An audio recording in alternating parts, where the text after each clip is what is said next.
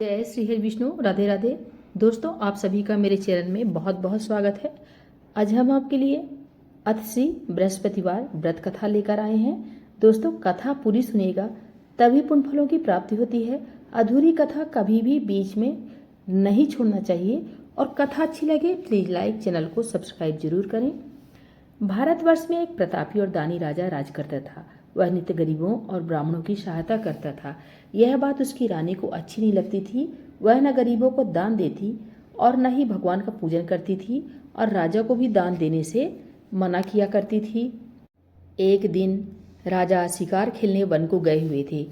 रानी महल में अकेली थी। उसी समय बृहस्पति देव साधु वेश में राजा के महल में भिक्षा के लिए गए और भिक्षा मांगी।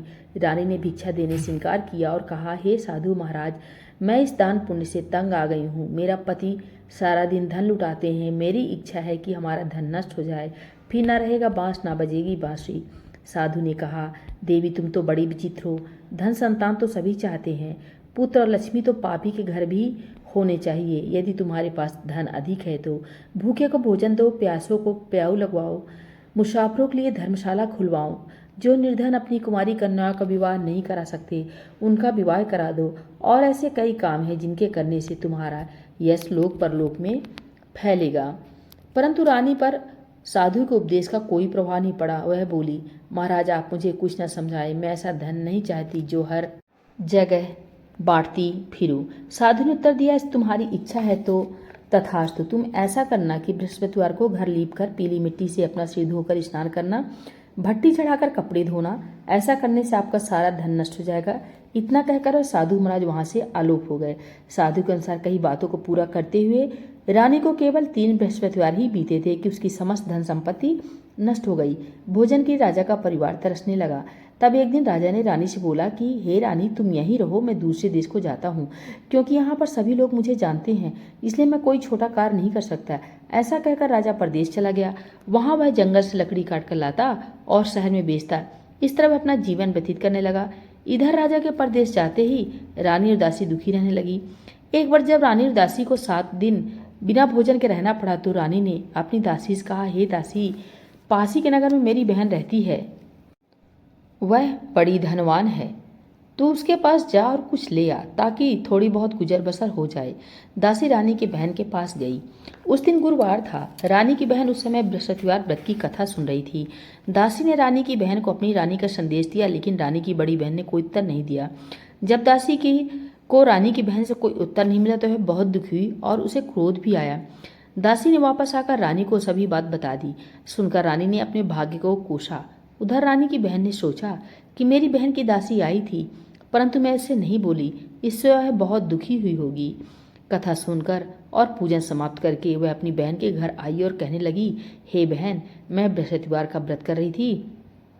तुम्हारी दासी मेरे घर आई थी, परंतु जब तक कथा होती है तब तक ना उठते हैं और ना बोलते हैं, इसलिए मैं नहीं बोली। कहो दासी क्यों गई थी? रानी बोली, बहन तुमसे क्या छुपाऊं, हमारे घर में खाने तक को अनाज नहीं था। ऐसा कहते कहते रानी की आंखें भर आई। उसने दासी समेत पिछले 7 दिनों से भूखे रहने की बात अपनी बहन को विस्तार पूर्वक सुना दी। रानी की बहन बोली, देखो बहन, भगवान बृहस्पतिदेव सबकी मनोकामना पूर्ण करते हैं। देखो शायद तुम्हारे घर में अनाज रखा हो। पहले तो रानी को विश्वास नहीं हुआ, पर बहन के आग्रह करने पर उसने अपनी दासी को अंदर भेजा तो उसे सचमुच अनाज से भरा एक घड़ा मिल गया। यह देखकर दासी को बड़ी हैरानी हुई। दासी रानी से कहने लगी, हे रानी, जब हमको भोजन नहीं मिलता तो हम व्रत ही करते हैं, इसलिए क्यों ना इनसे व्रत और कथा की विधि पूछ ली जाए ताकि हम भी व्रत कर सकें। तब रानी ने अपनी बहन से बृहस्पतिवार व्रत के बारे में पूछा। उसकी बहन ने बताया, बृहस्पतिवार के व्रत में चने की दाल और मुनक्का से विष्णु भगवान का केले की जड़ में पूजन करें, कथा करें, दीपक जलाएं, व्रत कथा सुने और पीला भोजन ही करें, इससे बृहस्पति देव प्रसन्न होते हैं। व्रत और पूजन विधि बताकर रानी की बहन अपने घर को लौट गई। 7 दिन के बाद जब गुरुवार आए तो रानी और दासी ने व्रत रखा। घुड़साल में जाकर चना और गुड़ लेकर आई। फिर उससे केले की जड़ तथा भगवान विष्णु का पूजन किया। अब पीला भोजन कहाँ से आए, इस बात को लेकर दोनों बहुत दुखी थे, परंतु उन्होंने व्रत रखा था, इसलिए बृहस्पति देव उनसे प्रसन्न थे। इसलिए वे एक साधारण व्यक्ति का रूप धारण कर 2 थालों में सुंदर पीला भोजन दासी को दे गए। भोजन पाकर दासी प्रसन्न हुई। फिर रानी के साथ मिलकर भोजन ग्रहण किया। उसके बाद वे सभी गुरुवार को व्रत और पूजन करने लगी। बृहस्पति भगवान की कृपा से उनके पास फिर से धन संपत्ति आ गई, परंतु रानी फिर से पहले की तरह आलस करने लगी। तब दासी बोली, देखो रानी, तुम पहले भी इस प्रकार आलस करती थी, तुम्हें धन के रखने में कष्ट होता था, इस कारण सभी धन नष्ट हो गया है। अब जब भगवान बृहस्पति की कृपा से धन मिला है तो फिर से तुम्हें आलस होता है। रानी को समझाते हुए दासी कहती है कि बड़ी मुसीबतों के बाद हमने धन पाया है, इसलिए हमें दान पुण्य करना चाहिए, भूखे मनुष्यों को भोजन कराना चाहिए और धन को शुभ कार्यों में खर्च करना चाहिए, जिससे तुम्हारे कुल का यश बढ़ेगा, स्वर्ग की प्राप्ति होगी और पितृ प्रसन्न होंगे। दासी की बात मानकर अपना धन शुभ कार्यों में खर्च करने लगी, जिससे पूरे नगर में उसका यश फैलने लगा।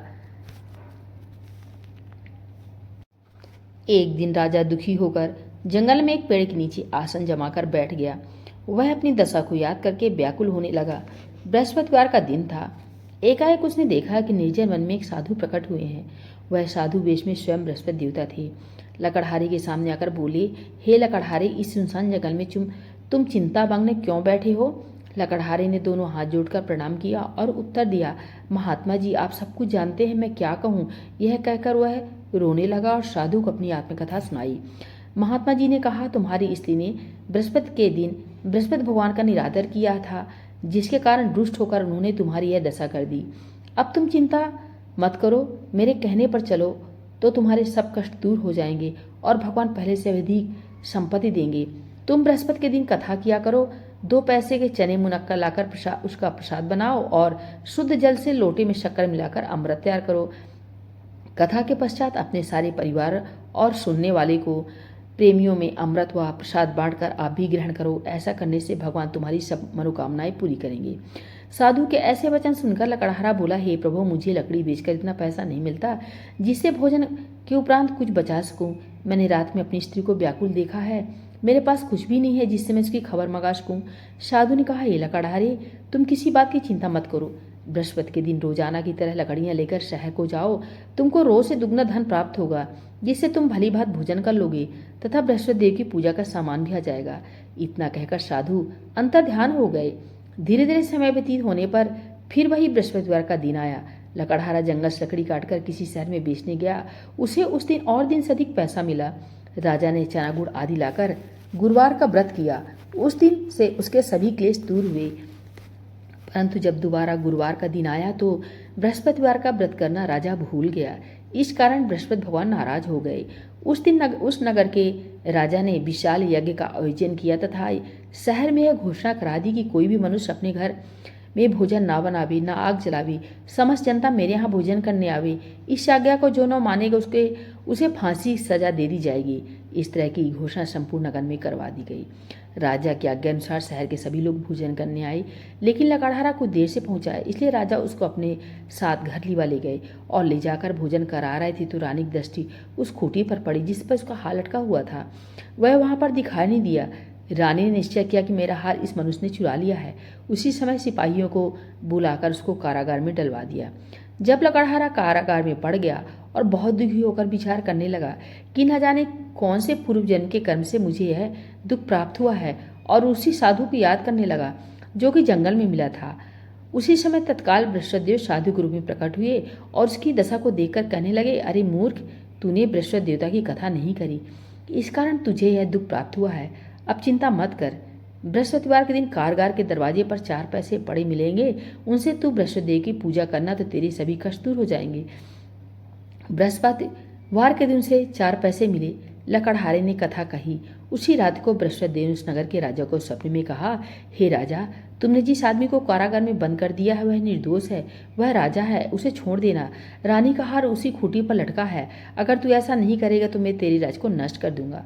इस तरह रात्रि के स्वप्न को राजा देखकर प्रातःकाल उठा और खूंटी पर हार देखकर लकड़हारे को बुलाकर क्षमा मांगी तथा लकड़हारे को योग सुंदर वस्त्र आभूषण देकर विदा कर दिया। बृहस्पति देव की आज्ञा अनुसार लकड़हारा अपने नगर को चल दिया। राजा जब नगर के निकट पहुंचा तो उसे बड़ा ही आश्चर्य हुआ। नगर में पहले से अधिक बाग, तालाब, कुएं तथा बहुत सी धर्मशाला, मंदिर आदि बन गए थे। राजा ने पूछा, है किसका बाग और धर्मशाला है? तब नगर के सब लोग कहने लगे, यह सब रानी और बांदी के है। तो राजा को और भी आश्चर्य हुआ और गुस्सा भी आया। जब रानी ने खबर सुनी कि राजा आ रहे हैं तो उन्होंने बांदी से कहा कि हे दासी, देख राजा हमको कितनी बुरी हालत में छोड़ गए थे, हमारी ऐसी हालत देखकर वह लौट न जाए, इससे तू दरवाजे पर खड़ी हो जा, आज्ञानुसार दासी दरवाजे पर खड़ी हो गई। राजा आए तब उन्हें अपने साथ लिवा लाई। राजा ने क्रोध करके अपनी रानी से पूछा कि यह धन तुम्हें कैसे प्राप्त हुआ है? तब उन्होंने कहा, हमें यह सब धन बृहस्पति देव की व्रत के प्रभाव से प्राप्त हुआ है। राजा ने निश्चय किया कि 7 रोज बाद तो सभी बृहस्पति देव का पूजन करते हैं, परंतु मैं अब प्रतिदिन दिन में 3 बार कहानी तथा रोज व्रत किया करूंगा। अब हर समय राजा के दुपट्टे में चने की दाल बधी रहती तथा दिन में 3 बार कहानी कहता। एक रोज राजा ने विचार किया, चलो अपनी बहन के यहाँ हो आवे। इस तरह निश्चय कर राजा घोड़े पर सवार हो अपनी बहन के यहाँ चलने लगा। मार्ग में उसने देखा कुछ आदमी एक मुर्दे को ले जा रहे हैं। उन्हें रोक कर राजा कहने लगा, अरे भाइयों, मेरी बृहस्पति देव की कथा सुन लो। वे बोले, लो हमारा तो आदमी मर गया, इसको अपनी कथा की पड़ी है। परंतु कुछ आदमी बोले, अच्छा कहो, हम तुम्हारी कथा सुनेंगे। राजा ने दान निकाली और जब कथा आधी हुई तो मृदा हिलने लगा, और जब कथा समाप्त हो गई तो राम राम करके मनुष्य उठ खड़ा हो गया। आगे मार्ग में उसे किसान खेत में हल चलाता मिला। राजा ने उसे देखा और उससे बोला, अरे भैया, तुम मेरी बृहस्पतिवार की कथा सुन लो। किसान बोला, जब तक मैं तेरी कथा सुनूंगा तब तक 4 हरया जोत लूंगा, जब अपनी कथा किसी और को सुनाना। इस तरह राजा आगे चलने लगा। राजा खटते ही बैल पछाड़ खाकर गिर गए तथा किसान के पेट में बड़ी जोर का दर्द होने लगा। उसी समय उसकी माँ रोटी लेकर आई। उसने जब यह देखा तो अपने पुत्र से सब हाल पूछा और बेटे ने सभी हाल कह दिया। तो बुढ़िया दौड़ी दौड़ी उस घुड़सवार के पास गई और उससे बोली, मैं तेरी कथा सुनूंगी, तू अपनी कथा मेरे खेत पर चलकर ही कहना। राजा ने बुढ़िया के खेत पर जाकर कथा कही, जिसके सुनते ही वह बैल उठकर खड़े हुए तथा किसान के पेट का दर्द भी बंद हो गया। राजा अपनी बहन के घर पहुंचा। बहन ने भाई की खूब मेहमानी की। दूसरे रोज प्रातःकाल राजा जागा तो यह देखने लगा कि सब लोग भोजन कर रहे हैं। राजा ने अपनी बहन से कहा, ऐसा कोई मनुष्य है जिसने भोजन नहीं किया हो? मेरी बृहस्पतिवार की कथा सुन ले। बहन बोली, हे भैया, यह देश ऐसा ही है, पहले यहाँ लोग भोजन करते हैं, बाद में अन्य काम करते हैं। अगर कोई पड़ोस में हो तो देख आऊं।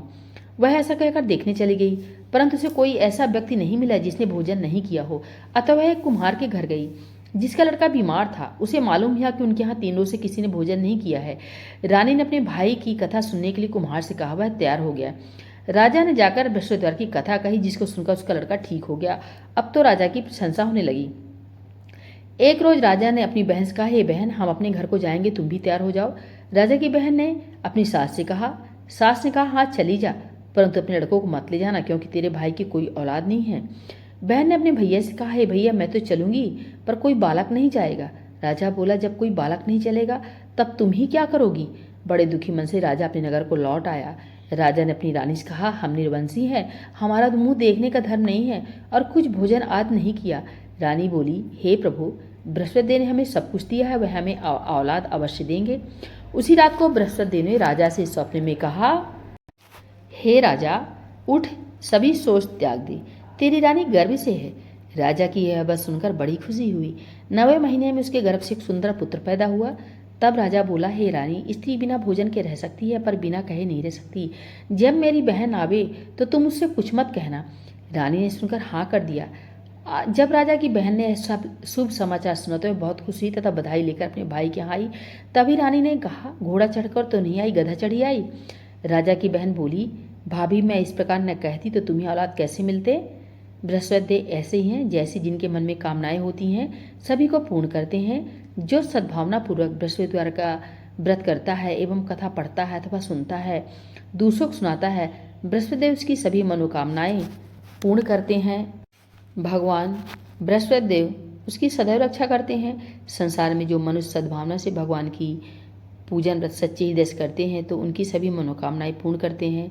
जैसी सच्ची भावना से रानी और राजा ने उसकी कथा का गुणगान किया तो उनकी सभी इच्छाएं बृहस्पति देव जी ने पूर्ण की थी। इसलिए पूर्ण कथा सुनने के बाद प्रसाद लेकर जाना चाहिए। हृदय से उनका मनन करते हुए जयकारा बोलना चाहिए। बोलो बृहस्पति देव भगवान की जय, विष्णु भगवान की जय।